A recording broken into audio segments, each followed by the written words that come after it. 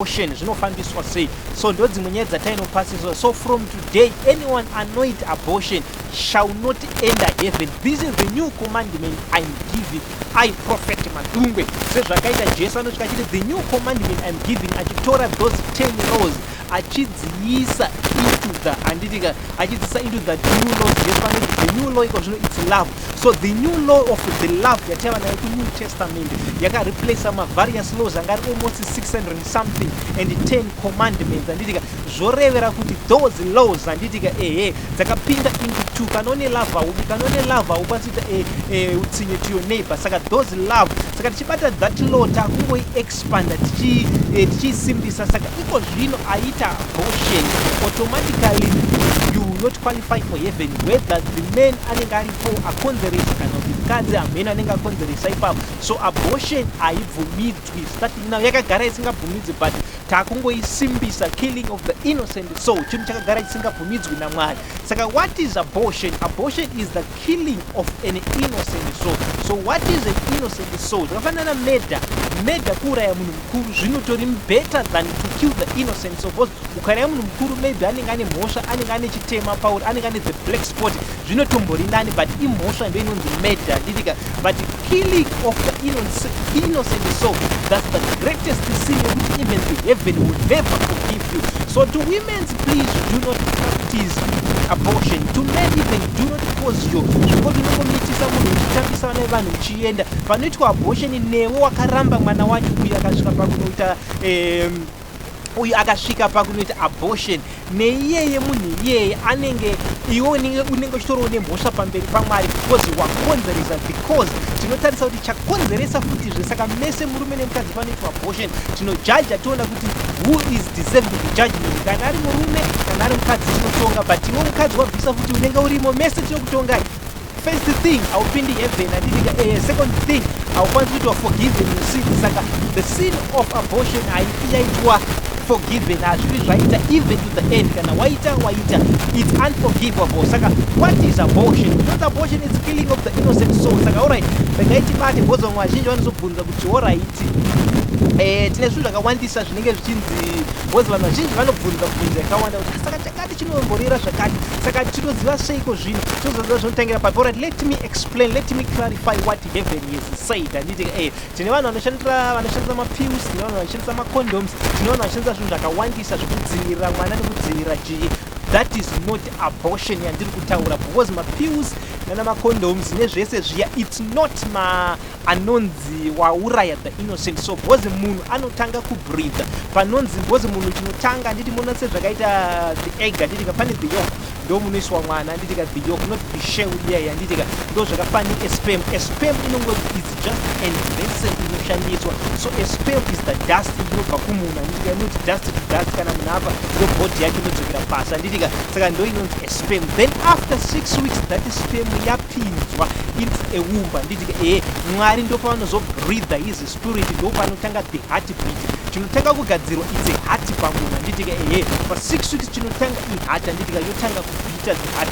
Then saka the heart kana yabhita saka pa 6 weeks abortion after 6 weeks kurati wauraya the innocent soul. Kaita after kana 2 weeks anabasa because it's still the sperm risina that the living soul, the spirit inenge yaiswa naMwari. Saka ipapo ukaita inenge haitwi recorded with as the murder or abortion, because haashati akukaunzwa kuti amunhu. But for 6 weeks ndo patinoti 40 days and 40 evenings anditika ndo 6 weeks dzeidzodzo. Saka kubva ipapo munhu wese anenge akunzi ukaita abortion inenge yakunzi it's killing of the innocent soul. But zvemacondoms zvechi because haasati ava munhu Mwari havasakaita breathe his anditika. Saka Mwari will not judge you for that. Then pane another person anozoti pane another person akapiwa mukadzi, because Old Testament tatine nyaya yenhaka yekuti munhu aita akafa onzi opiwa munin'ina kana chi. Saka mukoma vakafa vasina mwana anditika even vamunoti zvemuzukuru anoti muzukuru nasekuru anditika mukadzi nomurume chiramu zvaive muOld Testament, but New Testament chiramu hachibvumidzwa anditika one wife one husband. So Old Testament ndo yanga yaibvumidza zvechirama handitika even zvenhaka izvozvo zvekuti wainzi iwewe roorwa neumwe munhu kana kuti mukoma wako akafonzi chitora saka pane munhu akapiwa that ndokubva aitira utsinye because ainzi aiti nguva yekuproducer the sperms handitika airasa pasi kuti uyu asaita mwana so that was intention yekuti munhu haasi kuda handitika saka mwari futizve again about that sperm handitika imhosva futi kurasa handitika kungorasira kubhosi inenge iri mhosva but tinozotarisa kuti what is your motive handitika like uyu hwanga huri utsinye handitika but let's say you're using the pills because kuti mhuri yako ikure kana kuti it's not a sin because uri kuzviitira in a good motive saka then tozopinda pekuti after 6 weeks abortion haibvumidzwa handitika takana tapfuura pa 6 weeks handitika then tochidzoka kuti before pa 6 weeks from the day number 1 kusvika pa 6 weeks dzacho handitika that sperm handitika that is the share handitika inojajwa futizve especially ukazviita ukarasa inonzi intentionally zvokuti hausi kuda kuti mukadzi ate nhumba handitika because you are fighting against thee handitika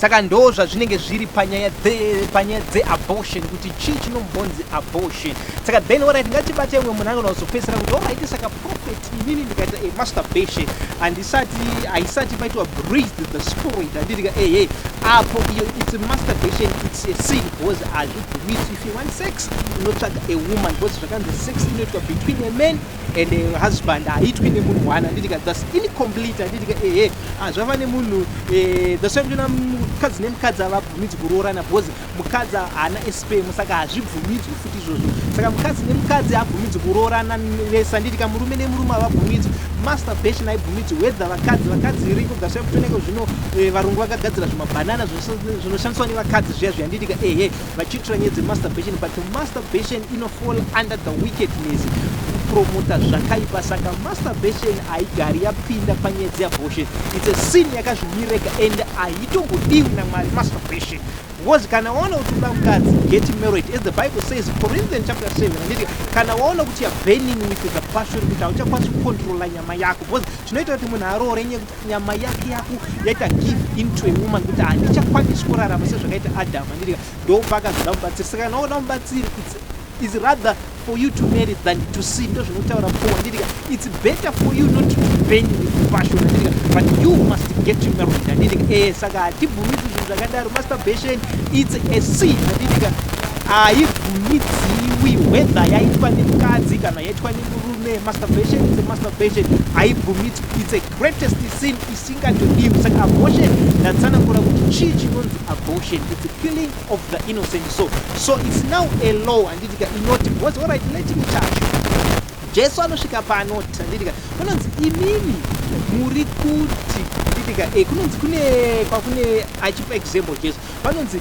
akati regai ndinoudza hama dzangu kuti iko zvino regai ndivadzo kuti zvakamira sei kuno kanzi aiwa even Abrahama hazviti kuti adzokere varipo ndo vanomuparidzira saka zvatiri kuparidza izvi ndo zvinokubatsira not the Bible because the Bible is the manual handitika inongokuudza kuti unofanira kufamba sei unofanira kuita sei zvinhu zvako handitika but chinokuseva is the current word remunhu waMwari ari kufamba ipapo saka zvandiri kutaura izvi ndo zvinokuseva noti zviri mubhaibheri kuti let us go to the exilic sezvakataura Daniel yonoita kuexilic kupi kuBhabhiloni unokuzera kuna Bhabhiloni iko zvino yoti toenda kuexile handiti hatisi panguva yeexile hatisi panguva yekubuda muEgypt yaJoseph yekuti Mwari vari kuti hande tibude muEgypt hatisi panguva yaJona yekuti varume kana kuti panguva yeSodoma panouya vatumwa vachiparadzwa muri kuparadzwa izvo zvamusi saka Bible it's irrelevant scriptures to us dzinotibatsira as the manual sezvakaita drive kana uchidriva handitika zvawakadzidziswa nesi zvinoshanda handitika but pane paunoshandisa the current situation ndoita sei handitika saka the word ramuri kudzwa the current word of the season ndo rinokuseva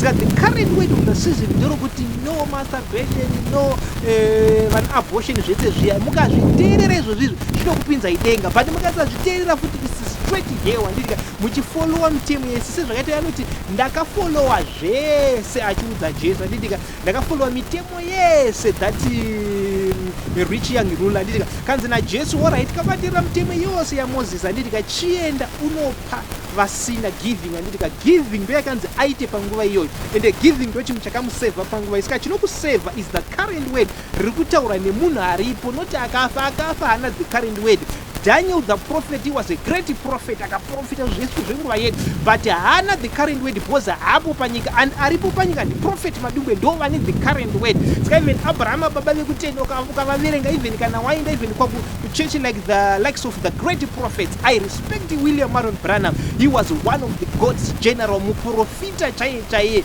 not vaprofita vefeki vamwe vazara mazuva ano vanoparidza prosperity, vanoparidza chii aiwa zvimafeki prophets. A real prophet William Marion Branham, anditi even ukaverenga zvimabooks zvake zvimaspoken word zveukandi hazvikusave because ndezvekuma 1960, imessage of 1960 yaiadressa currently the situation yaiitika 1960, anditika not iko zvino. The millennium period you need the vanhu varipo, even the late TB Joshua iko zvino kusora uchiteerera TB Joshua takaparidza live yakati hazvichatoshandi because ndezva 2019 zvinoshanda ndezva 2021 2022 yatiri kupinda, anditika saka zvazoti mushumiri afamba kusora mushandisa message yake haichatoshandi, anditika yatova zvakobva nebhaibheri, anditika the message of TB Joshua even kana yana William Marion Branham, anditika zvangofanana nedza Bible. Mark haachashandi, the word of the season mwari vari kuti kudii nevashumiri varipo, anditika saka unoona machechikwangu nekwaTB Joshua kwandaenda TB haasisipo, anditika hazvishandi zvese zviya, chinoshanda is the current word rauri kuudzwa nevaripo. Ini even ndabva pano panyika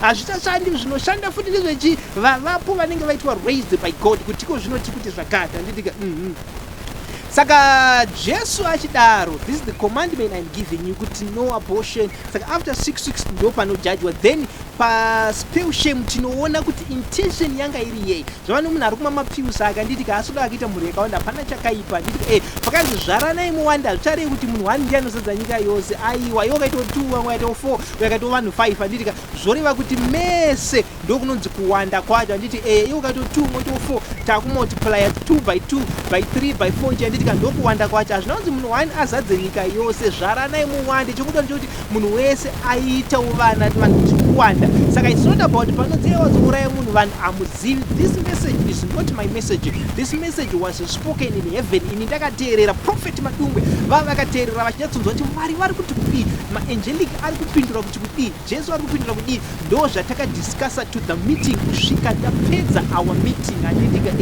ndobva tapedza mbatasila kuti abortion munhu anouraya after 6 weeks tikujaja, munhu ari kuuraya even the sperm cell ichitanga isati yatombova pa 6 weeks, anditika that is sperm iyo yanditika tinotokujaja futi, especially iri pa masturbation, it's a straight sin unojajwa, anditika